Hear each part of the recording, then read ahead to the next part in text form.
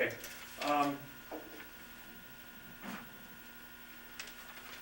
As you go through the chapter, they talk a lot about advertising, which is beginning on page 548, and you can hear that they give a long dissertation on the pros and cons of advertising. Do firms advertise too much? And I think you can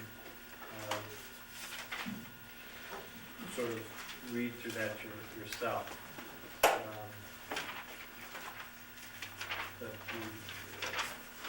Basically, you've got two arguments. One is that advertising has a lot of good points. It helps in decision making.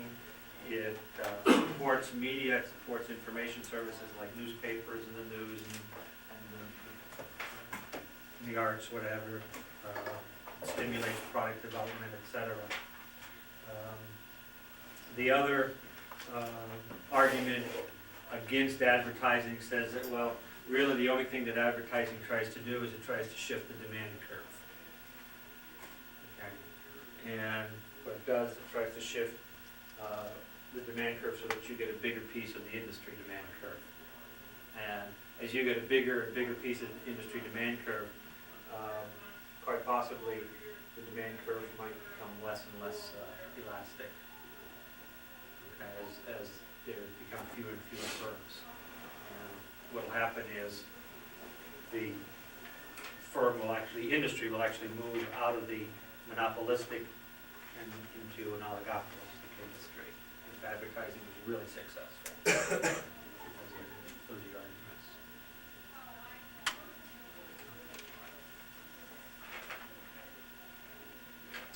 Okay, questions on this chapter 27. Again, you can read through it.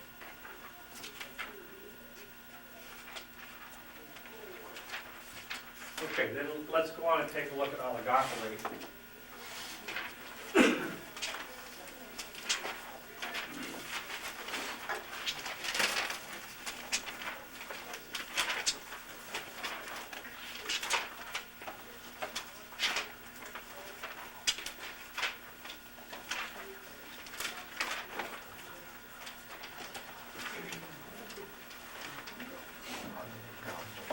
Oligopoly.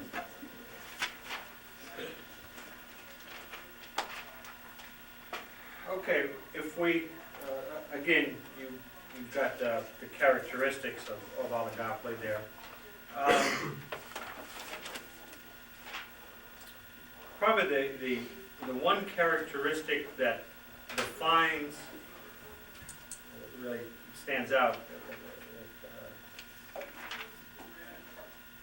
that is the dominant characteristic, I guess I should say. The dominant characteristic of oligopoly is that there are few sellers in the firm. And it's very important we go back and take a look at this whole idea of mutual interdependence.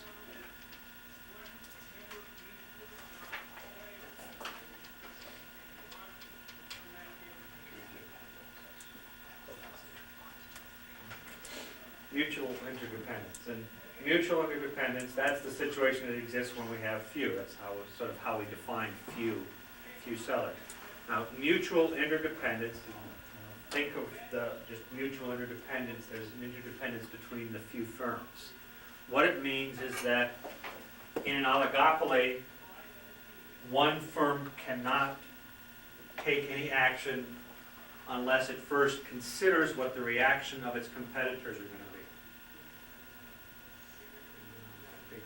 The example I used was, a car manufacturer can't offer rebates without first considering what all the other manufacturers are going to do. If you've got only a few sellers, let's say there's only 5 companies out there selling the same product, and you decide that you're going to increase market share by cutting your price by 20%, before you do that, you have to stop and say, just a minute, if I cut my price by 20%, what's everyone else going to do? Okay, if I cut my price by 20% and everybody else just matches me and cuts the price by 20%, we all are gonna stay with the same market share, we're just gonna make that much less money. Okay? The idea is, can I come up with a strategy where if I do something, they won't follow me? Or if they do follow me, it won't be bad. For instance, in the automobile market, it's quite possible that you may say, let's see, what'll happen if I raise, General Motors may say, what'll happen if I raise the price of my cars $200?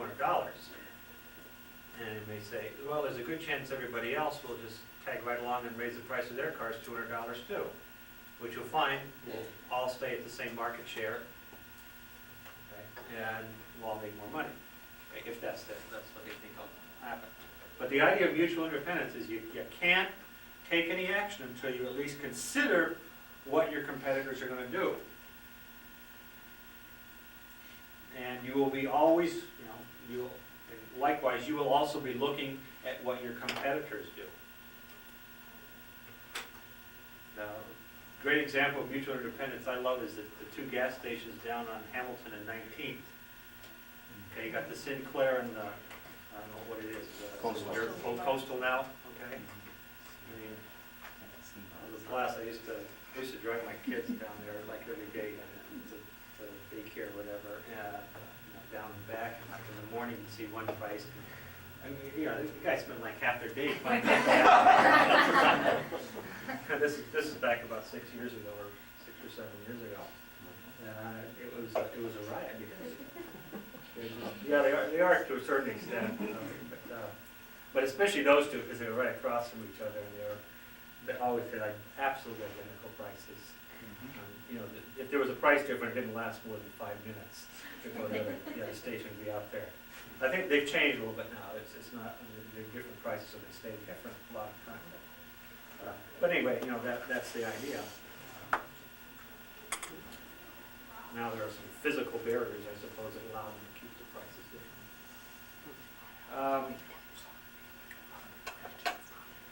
When we get into oligopoly, again, I mentioned the type of goods. We have standardized goods and differentiated goods. So we can have, like the automobile industry has differentiated goods. Steel industry is pretty much standard steel is steel. One of the things that happens in oligopoly is there's a very strong tendency for collusion in an oligopoly.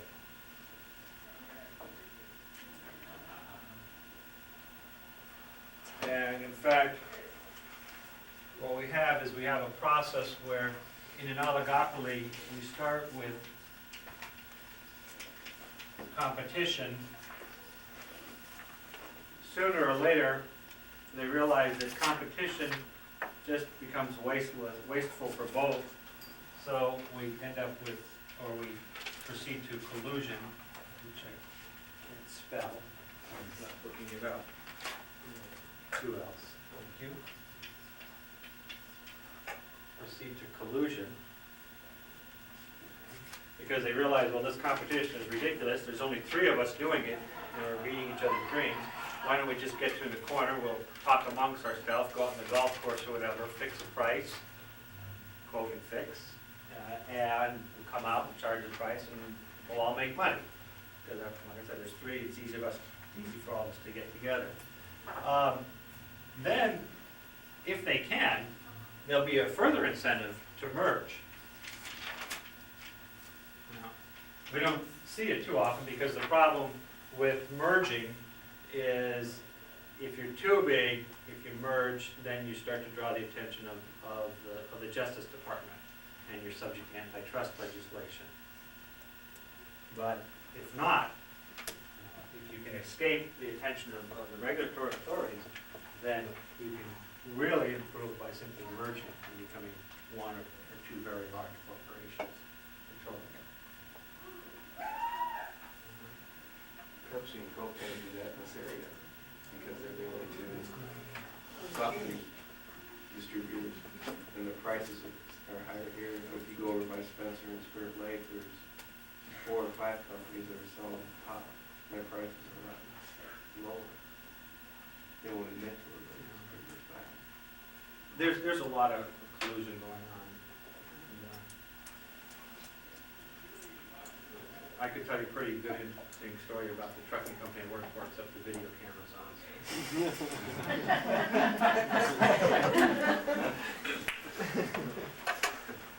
So I won't. But there's a lot of collusion there among the major trucking companies. Of course, we weren't a part of it. But there was a lot.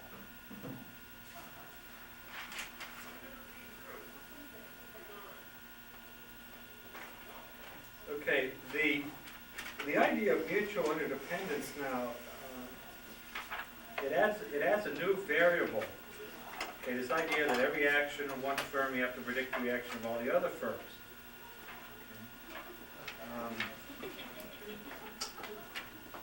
And what you have to do is take a look and see what impact that has on the demand curve.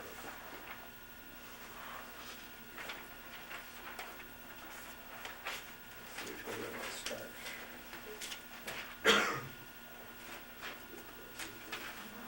Let's start with collusion. Okay, not formal collusion, but an informal collusion.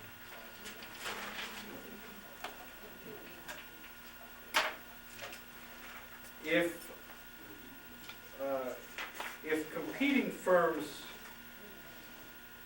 follow price policies, in other words, if the firms act in a sort of informal collusion, that is, when one firm lowers its price, the other firm lowers its price. When one firm raises its price, the other firm raises its price.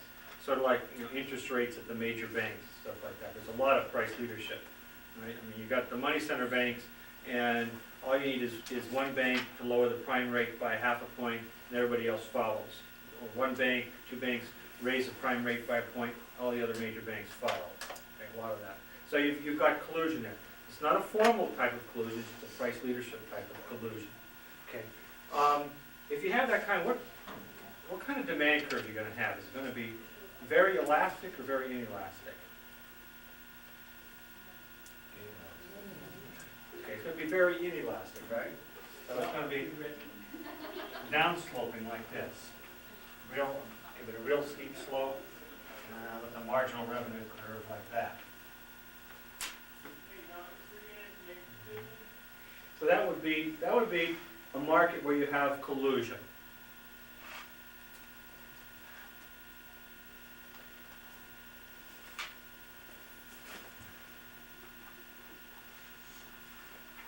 Now, no collusion.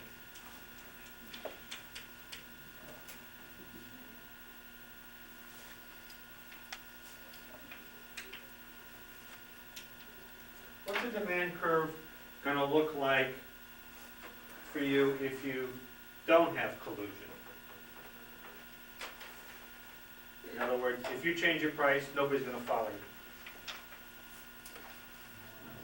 Okay, it's going to be very elastic. What's going to happen? Well, you start here. It means that if you lower your price, nobody else is going to lower their price, right? You lower your price, which means that if you lower your price, nobody else lowers it, you're going to steal market share away from everybody else. So you're going to have a very elastic demand curve. So these are demand curves for the firm. These are demand curves for the firm. Right. Now again, what happens here, if you've got collusion, if you lower your price, you're going to increase quantity somewhat. You're going to sell a little bit more, but you're just going to be selling more because in general the price is low. But all firms are going to be selling more. So you're not going to really, your market share is going to stay the same because everybody's increasing the price by about the same amount. But you'll be selling more because the whole industry is selling more because the price is lower. Here, when you lower your price, you're going to be selling more, not just because of the lower price, but because nobody else changed their price and you lowered yours, so you're actually taking customers away from your competitors. And again, that's the idea that there's no collusion here, there's no leadership. following shipment, say whatever. So these are the two pure examples, if you will, of oligopoly, where you've got collusion and no collusion. Okay, now, what we want to do is put the two together and find out what does an oligopoly really look like. Well, we need a third one.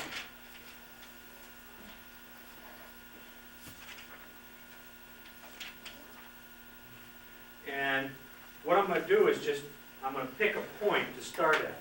And let's say this is where we have an industry that is an oligopoly. There's 4 firms in the industry, okay, approximately equal in size, 4 or 5 firms. So I'll just pick a point and say this is where they are right now.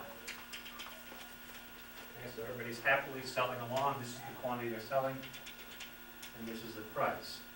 Now, we don't have any agreements or not, just common sense is at work here. If you, okay, this is you. If you raise your price, will other firms raise their price too? If you raise the price, is there any reason to believe that other firms will raise the price too? I mean, everybody's sitting around here and they're making profit, maybe not a lot, but they're making some money. If you raise your prices, will they or will they not? Well, that's what we're trying to figure out. Not likely, no. Because they would benefit, your competitors would benefit by having you raise your price and you keeping yours constant. Because if they let you just raise their price, then what will happen is you'll be more expensive than them, you're going to lose market share to them. So, get it. In general, we say that if we increase price, we're going to have no collusion. Okay, so we'll go and we'll pick, let's say that point corresponds to this point right here. So when the prices go up, we can expect that probably they're not going to follow us. Our competitors are not going to follow price increases. They're simply going to say, go ahead, increase prices, and we're going to steal customers away from you.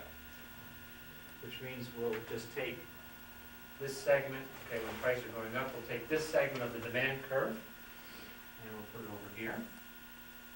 Okay, that corresponds to this here. And we're going to take this segment of the marginal revenue curve. Corresponds to that.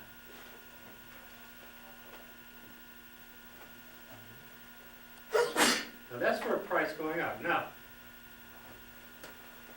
if you drop your price, again, we started here, if you drop your price, is there a good chance that your competitors will follow you and also drop their price? Yeah, because just the opposite works. If they don't, then they stand to lose market share to you. So then again, we'll pick out a point here. Let's say this is the same as that. And what we'll do is we'll take this portion of the curve from that point down, and this portion of the marginal revenue curve, and we'll go like that. That then is the demand curve, and this is what the marginal revenue curve looks like. This is what we call the kinked demand curve. So your marginal revenue curve actually looks sort of like this, and you can connect them.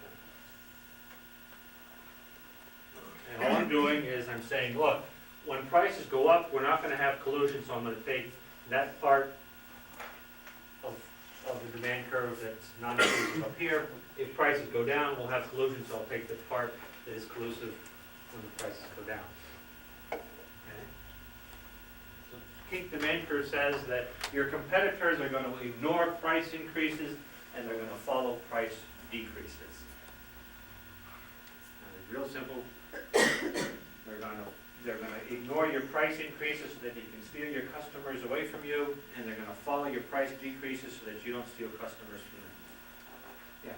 Does the ignoring of the price increase depend on how homogeneous the product is? If the product is truly differentiated on quality and the highest quality producer raises a price, would the other producers raise prices of lesser quality?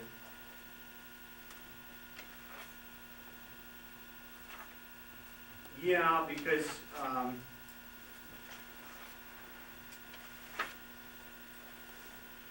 you know, you could come up with various definitions of what the product is, I guess. I mean, if I understand your question right, you know, I'm saying just how different are they? You know, for instance, could Cadillac increase the price of their cars because there's a big difference between a Cadillac and, let's say, the average car? Okay, and yeah, because you could say, well, we have different products here. We have luxury cars, and that's a different product from a family car or whatever.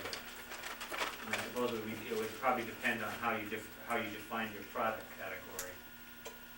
But if you were to throw in like Cadillac and Lincoln and whatever, you know, the luxury cars all together, that would probably, yeah.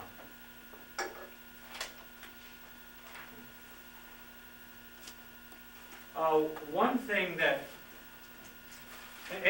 first of all, any questions then on how that demand curve is constructed, that kink demand curve is constructed?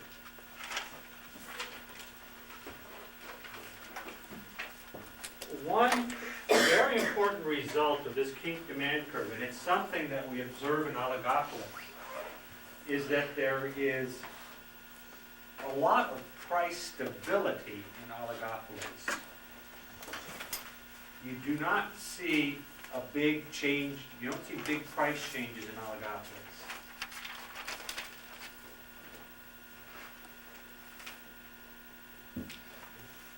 Well, at least not big and frequent price changes like you see in other industries. Oligopolies tend to set their prices, and the prices tend to stay set for a long time. Now, there's a reason for it, because we still use the same rule for profit maximizing: marginal revenue equals marginal cost. Okay, well, let's not put the average total cost here, but let's say we have a marginal cost curve. It goes like that. Let's call this marginal cost 1. Okay, how do we find profit maximizing quantity? Well, marginal cost equals marginal revenue. That gives us the quantity, which is here, right? And we go up to here, and that gives us the price. Now let's say something happens, the price of raw materials goes up, labor goes up, whatever.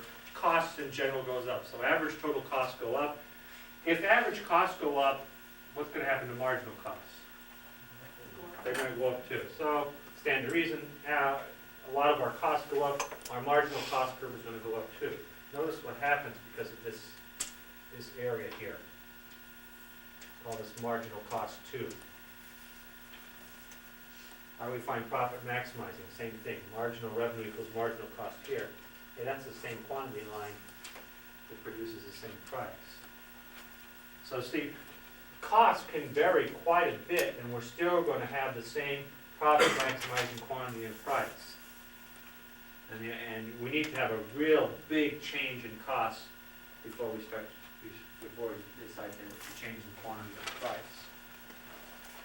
Okay, and that is characteristic of all that. Okay.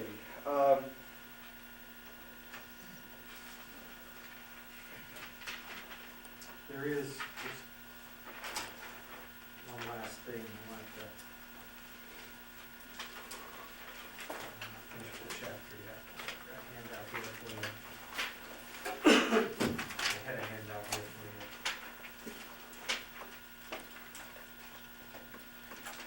I will have a handout for you next week. You know, I have a handout, but probably in my office.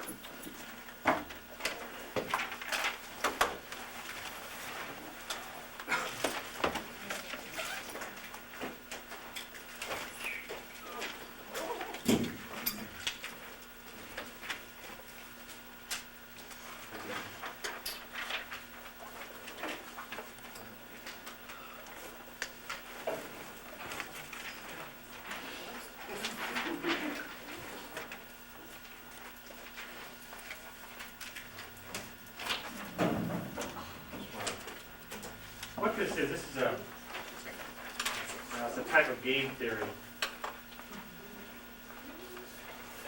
that shows the process in an oligopoly of the tendency to collude and merge.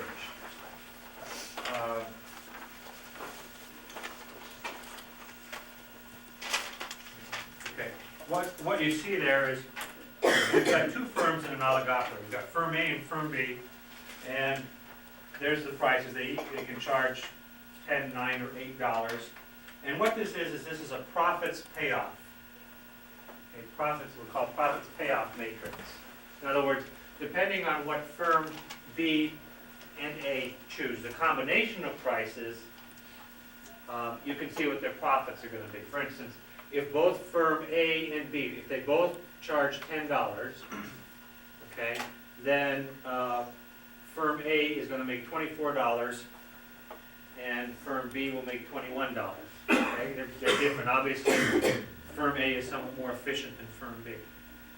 Okay, if you get to some combination like this, let's say where firm A charges $10 and firm B charges $8, firm B is going to make a lot more money, $28, and firm A is only going to make $15 because, of course, firm B is going to steal the money, steal the customers away from them. So what these numbers represent is profits, and again, it's dependent on two things, not only on what this firm, for instance, what firm B is going to charge, but also, of course, what is firm A going to charge. So like their mutual independence.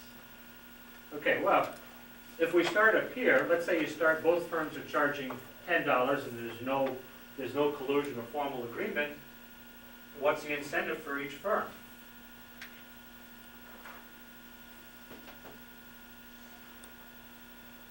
Well, right, well, there's incentive here. Firm B is going to look at this and say, well, I'm going to lower my price and I'm going to get $26. I mean, we can start either way, but one of them is going to start it off. Firm B, let's say, lowers its price to $9, and they say, wow, look, our profits jumped $5 to $26. Unfortunately, firm A looks and says, we just lost that $5 that came from us. Okay, so what are we going to do? Well, firm A says, we're going to counter by dropping our price to $8 too now. Okay, so their price drops, their profits go up to $22. Now, again, we can go either direction. Let's say firm A says, hey, if we drop our price another $1, we can go to $24. And unfortunately, when they do that, firm B's profits turn to $16, and they say, well, if we drop to $8, we can go back up to $18. Now, it's not as good as making 21, but it's still better than 16. And so